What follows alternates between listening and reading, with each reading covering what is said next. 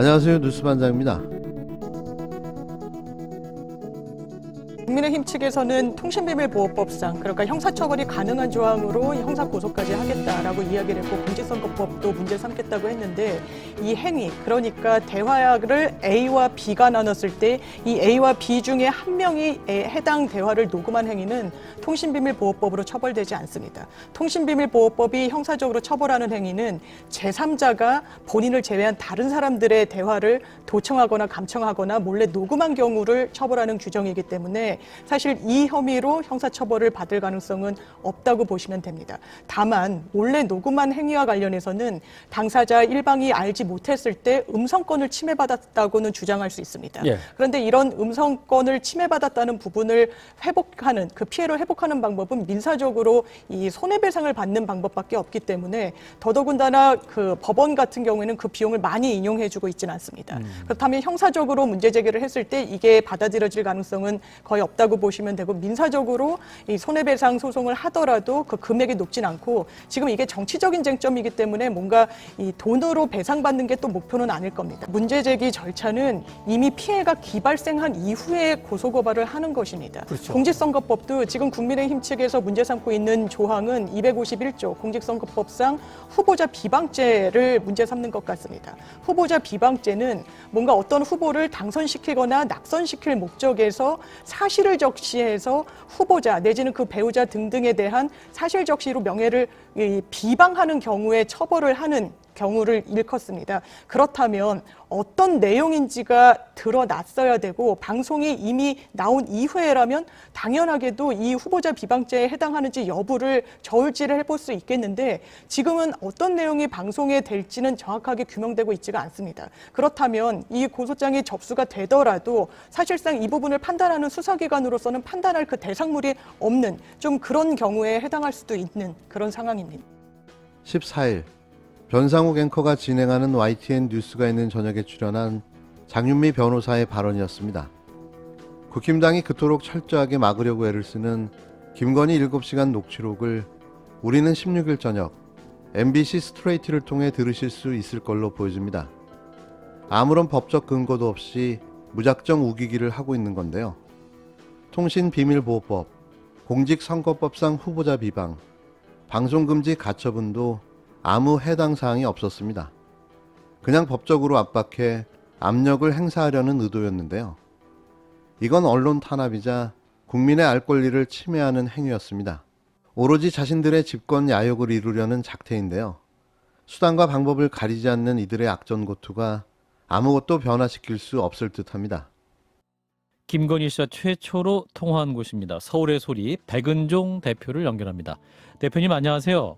예, 안녕하세요. 서울에서 백은정입니다. 예, 먼저 서울의 소리 기자가 김건희 씨와 지난해 이제 6개월 동안 20번 정도 통화한 내용 7시간 분량이 녹취된 게 맞습니까? 20번이 아니고요. 예. 53번입니다. 아, 53번. 7시간 45분이고요. 그러면 이 김건희 씨와 이 서울의 소리 기자의 첫 통화는 어떻게 이루어지게 된 겁니까?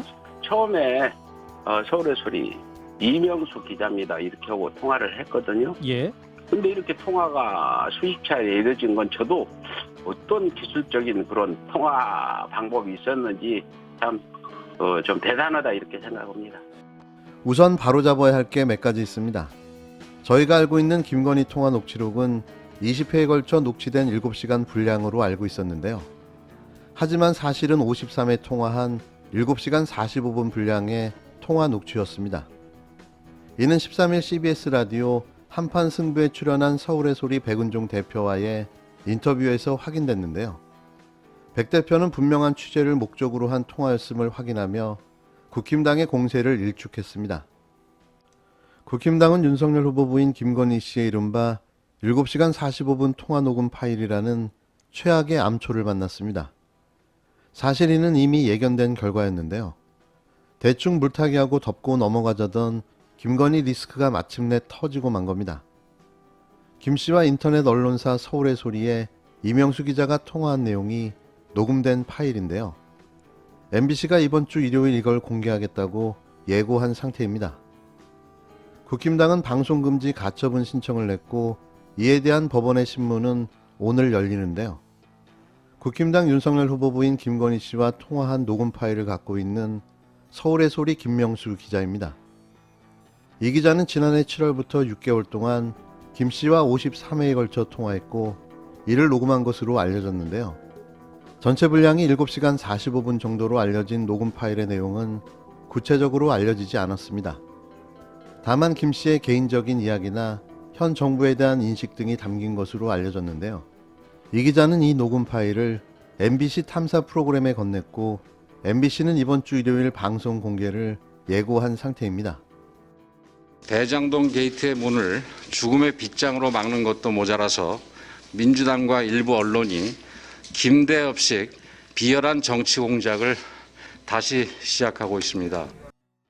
이게 아주 악의적으로 접근을 해서 상대의 실수를 유도하고 그것을 녹음을 해서 몰래 녹음을 해서 제3자한테 팔아먹는다면 그것이 무슨 기자입니까? 이 문제는 첫째 하나는 가장 모든 내용이 오로지 윤석열 후보자를 공격하고 뭐 욕보이기 위해서 그런 목적으로 이렇게 몰래 녹음을 하고 그것을 또 편집해서 방송을 한다니까 그래서 이것은 문제가 있다는 거죠. 국힘당은 녹취록이 만들어지고 전달된 과정을 문제 삼고 있는데요. 대선 시점에 맞춘 악의적 정치 공작이라고 주장하고 있습니다.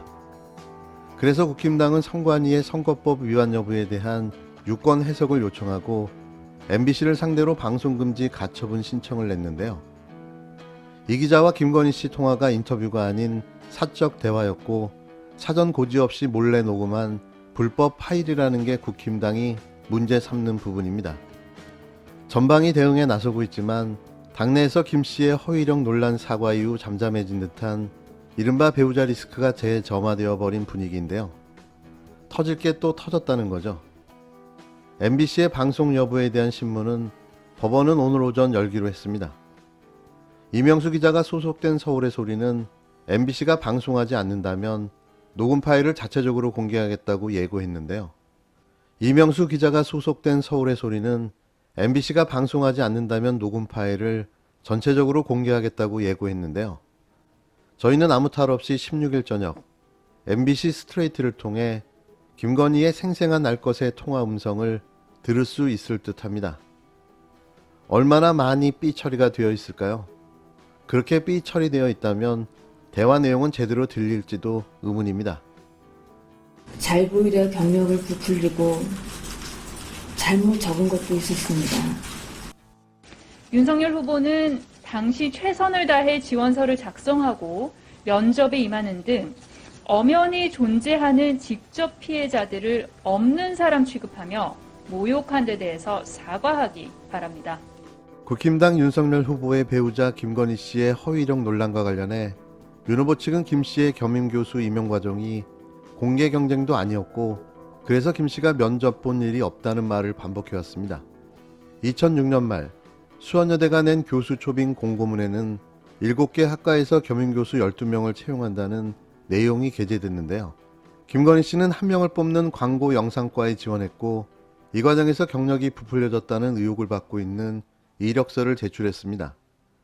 광고 영상과 지원자는 모두 6명이었는데요. 수원여대가 작성한 명단을 보면 지원자 가운데 김 씨의 개명전 이름인 김명신을 포함해 3명이 더 면접 대상에 올랐습니다. 면접일은 2007년 1월 4일이었고 최종 합격자는 김건희 씨로 김 씨는 이후 1년간 해당 학과 겸임교수로 일했는데요. 수원여대 측도 공고문대로 공개 채용이 이루어졌다고 인정했습니다. 하지만 이 같은 사실은 기존 윤 후보 측 해명과는 전혀 달랐는데요. 국힘당은 별도의 해명 자료에서 A 교수가 1년간 강의를 맡아달라고 김 씨를 추천해 위촉했다고 주장했고 이후에도 경쟁이 있는 공개 채용이 아닌 것으로 알고 있다. 면접을 본 사실이 전혀 없다는 해명을 반복해왔습니다. 이 같은 해명이 거짓일 가능성을 보여주는 문서들이 새롭게 확인됐지만 윤 후보 측은 이번에도 여러 지원자와 경쟁하는 면접을 본 사실이 없다고 거듭 주장하고 있는데요. 사실이 아닌 게 확인됐는데도 끝까지 우기게 하고 거짓 주장만을 하고 있는 겁니다. 숨쉬는 것 빼고는 다 거짓말. 어떻게 이런 자가 대통령을 꿈꾸는 걸까요? 대체 이런 정신머리로 대통령이 돼서 뭘 하겠다는 겁니까? 국정 운영이나 제대로 할 수 있을까요?